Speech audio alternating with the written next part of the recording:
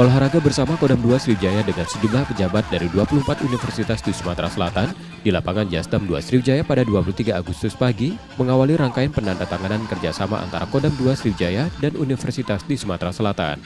Lingkup kerjasama tersebut antara lain pendidikan dan pelatihan, penelitian dan pengembangan, serta pengabdian pada masyarakat. Kolaborasi ini menurut Pangdam 2 Sriwijaya tidak hanya untuk memperkuat hubungan antara institusi militer dan akademis, juga untuk menciptakan sinergi yang bermanfaat bagi masyarakat luas.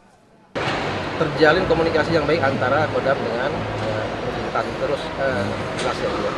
Kemudian yang kedua, kita juga membantu mahasiswa yang mungkin di universitasnya tidak ada sarana, jadi bisa memanfaatkan sarana yang ada di tempat perguruan tinggi, baik itu sarana olahraga, sarana mungkin alat-alat dan sebagainya, itu bisa dimanfaatkan.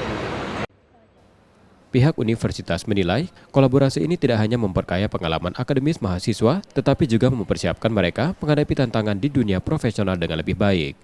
Kerjasama ini menandai babak baru hubungan antara Kodam 2 Sriwijaya dan institusi pendidikan di Sumatera Selatan.